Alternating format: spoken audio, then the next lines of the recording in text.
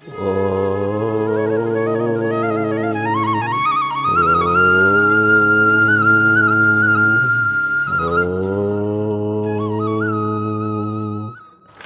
रामाय नमः। आज्ञा नमस्कार। मु अर्णव कुमार दास मोर यूट्यूब चैनल को आपण को स्वागत करुँ। तो बंधुगण, आज आमर जड़े व्यूअर्स गोटे क्वेश्चन पचारि ता उपरे आमे किछि आलोचना करिबा संक्षिप्त रे। से पचारि जे जेमिति अन्य धर्मावलंबी माने बा अन्य धर्म रे छोट बेलू कौन करा हुए ना तांकर जो पिला अछंती बा जो छोट छुआ अछंती तांकू छोट बेलू गोटे स्ट्रिक्ट माने तांकर रिचुअल्स रे बांधी दिया जाए, जोटा कि आम सनातन धर्म रे बा आम हिंदू धर्म रे देखा को मिलेनी। से आमर आजिका डेट रे माने लोकंकर विक्षिप्तता धर्म प्रति बढ़ुची कि ता उपरे आमे आलोचना करिबा। कौन गोटे माने बहुत ही स्ट्रिक्ट रिचुअल्स रे कहीं आम धर्म रे रखा जाए कि माने से प्रैक्टिस ही नहीं कहीं। देखंतु गीता रे कृष्ण कहिसंती सहजम कर्म कौंतेय, कर्म सबले सहज एवं स्वाभाविक हवा कर, जद्वारा कि से जिनस रे आपण सृजनशीलता पाइबे, से आत्मीयता भाव आसीबो, जद्वारा कि कर्मटा शुद्ध पवित्र हो पार। कौन सी जिनस को करिया पई सेटा धार्मिक आध्यात्मिक हो किंबा आमर जो प्रोफेशनल कार्य हो जहाँ भी हो, से जिनस जदि आमे बाध्यबाधकतार करूछु, अनावश्यक चाप प्रयोग करूछु, ता द्वारा कौन हम सृजनशीलतार लोप पाए, माने से कर्मटा मोनोटोनस हो जीवो, नीरस हो जाए, व्यक्ति भी आउ से कर्म भी।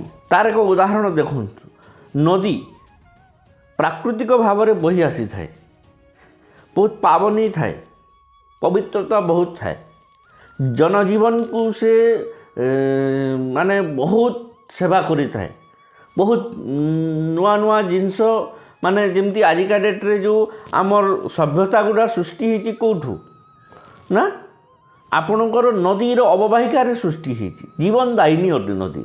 बट से कौन अंका बंका एणे तेणे नदी पहाड़ सहर जंगल ता मन इच्छा से बही आसे, से माने आजिका डेट रे जीवनदायिनी पावनी अटे। बट ताकू जितेबाला तार प्रवाह को आमे पूरा गोटे लिमिटेड लेंथ रे माने लिमिटेड पूरा स्ट्रक्चराली ताकू बहिबा बाध्य करू, ताहा केनाल रे परिणत हो जाए। केनाल रे परिणत हो जावा द्वारा कौन हुए, तार जो पवित्रता, तार जो पावनी गुण, जीवनदायी गुण सीटा रहे, ताहा कौन मेकानिकल हो जाए।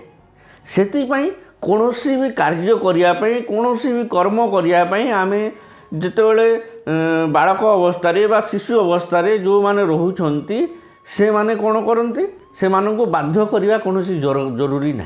सेमतिया करने द्वारा से माने मेकानिकल हो, जोटा आजिका दुनिया रे आमे देखा पाऊँ सृजनशीलता धीरे धीरे कमी जाऊँगी।